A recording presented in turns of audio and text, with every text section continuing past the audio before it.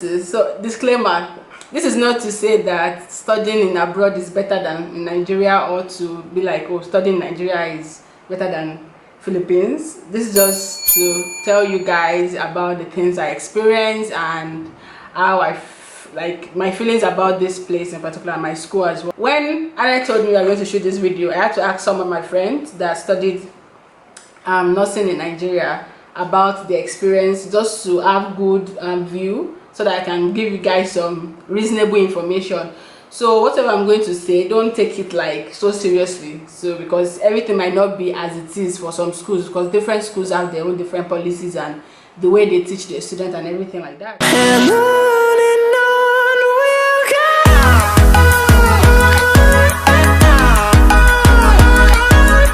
So for tuition, this is the big elephant in the room. The tuition here, compared to some federal universities in Nigeria, it's expensive.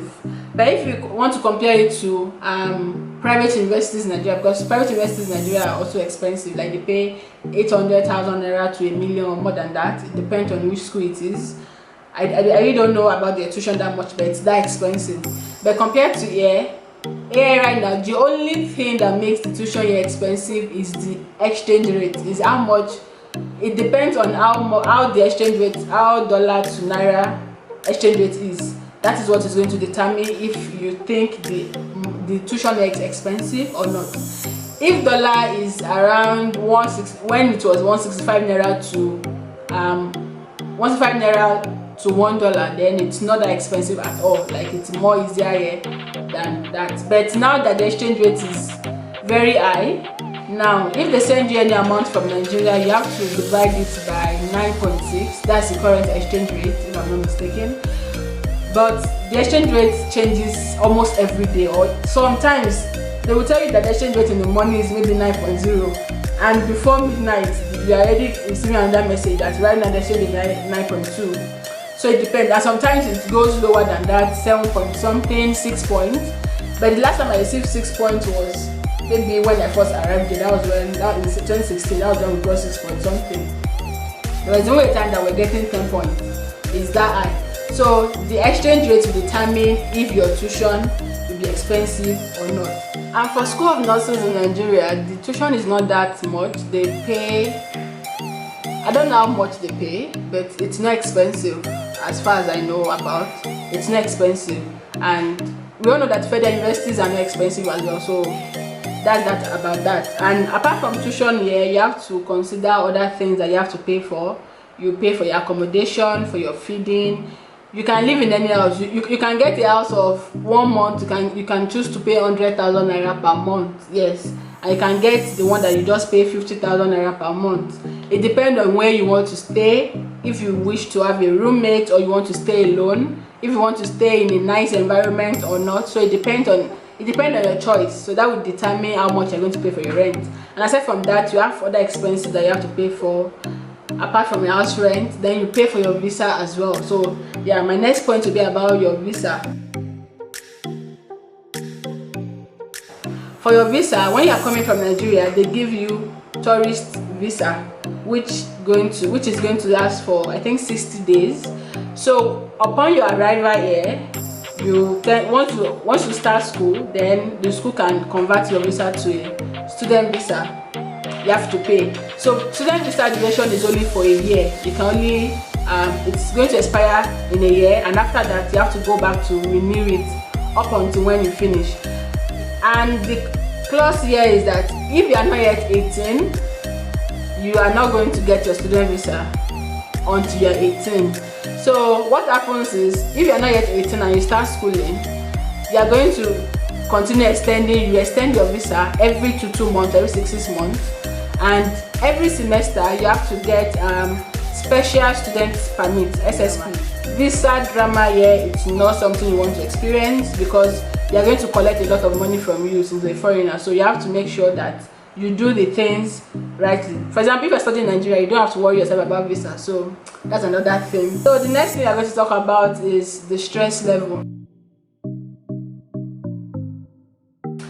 No matter where you are, Nigeria, America, Philippines, anywhere, if you are going to school, there's stress, be it emotional stress, any kind of stress. There's always one thing that there's always one subject that you don't enjoy going to the lecture for. There's always just one thing you don't like about the class. So I won't say that, oh, this year we just chill at home and just they send us our exam papers in our rooms or something like that. No, it's not like that. You go for your lectures. For example, in Nigeria, some people can still skip classes. I know people that they don't go to class like that. They just appear for the exams. But yeah, in my own department, anyways, my department of nursing is very, very strict, like very, and they are very, very disciplined. You have to attend your classes, especially your major subjects that you are taking in the department of nursing. You have to go to your classes. We have exams and we have attendance. Yeah, they take attendance very, very seriously. That's why I said that an average student can have excellent grades here just by going to class, listen to your teachers, have good class standing, and have a good score in your exams. When they accumulate all those scores together, you tend to proceed to the next level. So you really don't have much problem thinking about what one lecturer will be doing or all those kind of stress. It's not there. So if you are very serious with what you are doing, and the way they teach is something that is very, very easy, and the lecturers are very, very open and nice people that you can walk up to at any time to explain to them how you feel or how the lecture was, or oh sir or ma'am, I don't understand this, or can we have this or that. So it's something, it's an open word that you can express the way you feel, not in a rude way, in a polite way, of course. But compared to Nigeria, that your lecturer can just come to class and tell you we are only selling this handout and read it, we are having tests, if you don't buy the handout you're going to fail, something like that. No, it is not like that here. There's a standard textbooks that we use. If you have enough money, textbooks are quite expensive, so if you want to buy it, you can buy, or you go to the library to use, or you download the PDF from the PDF ones, and you study it for exams. So no lecturer is going to threaten you that if you don't buy my handout, you are going to fail your subject. So that's another thing about the stress level. And we have classes as well. Let me explain to you how, when I was in school, wow, so nice to say when I was in school. So when I was still in the university, I used to have our schedule is 1 week lecture, 1 week duty. So our 1 week lecture, we have classes. It depends on your schedule. It depends on how many units you are enrolled for per semester. And one thing about my department is that most of our subjects have prerequisites, in the sense that if you are in first year, you are going to take, I think my anatomy was in first year. So second year, there's a subject we call, I think I did pharmacology in second year. So there's some subjects that, for example, if you did not pass the anatomy in first year, you might not be able to take your next subject in second year, which means you have to add a whole extra year just because you fail anatomy. So that's the thing. There's nothing like carryover that, oh, you'll be in second year and you still be joining first year student to do the course. You'll be in first year and you do that course and you pass it before you proceed to the next level. So you have to be extremely serious with especially your majors. It's more particular to major subjects. They have prerequisites. If you don't pass this, you can't take this subject. If you don't pass this one, you can't take the next one. So that is how it is. So for our lecture week, we go to we have to go to school, go to classes, and have your lectures, have your quizzes and everything like that from Monday till Friday. It depends on everyone's schedule. I might have minor subject and you might not have, and you might have minor subject and I might not have during that time. So it depends. But most times my morning schedule starts from maybe 8 a.m. I have some lectures as early as 8:30 a.m.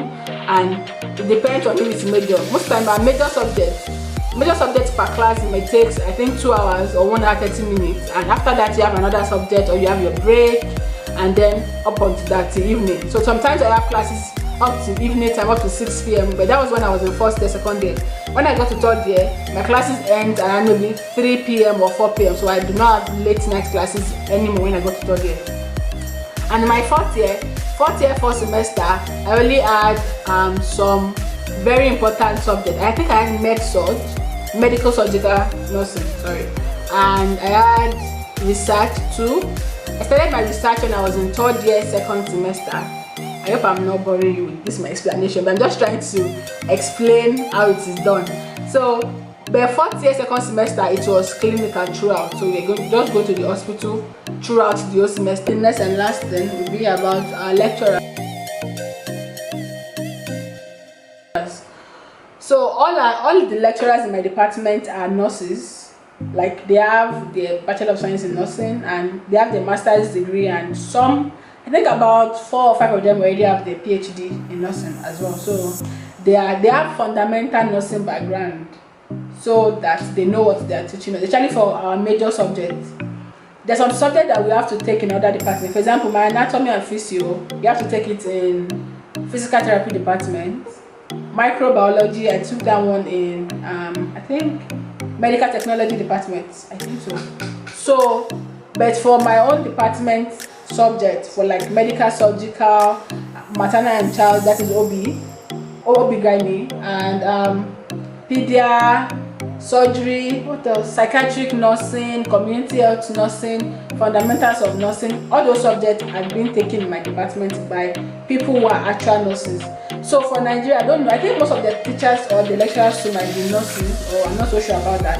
But yeah, our lecturers are nurses. And another advantage is that you get to enter your department anytime you want to enter. Compared to Nigeria, that some people don't even know the day of their department.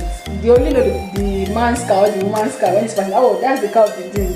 Like they might actually not know them in person, or they don't have that freedom to approach them, to like talk to them.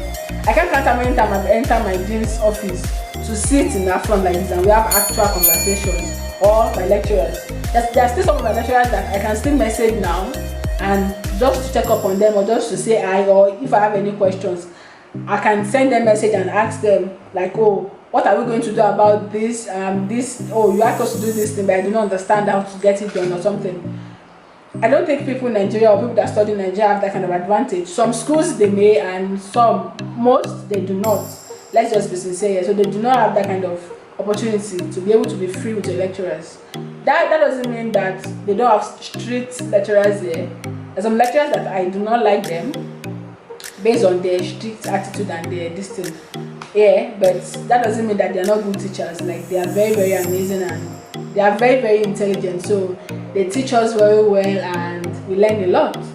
So if you have any questions to ask about everything I've talked about, especially nursing, studying nursing, if you have anyone who wants to study nursing, or it's you, or you have your child who wants to study nursing, because I know that we have mothers and fathers who watch our channel.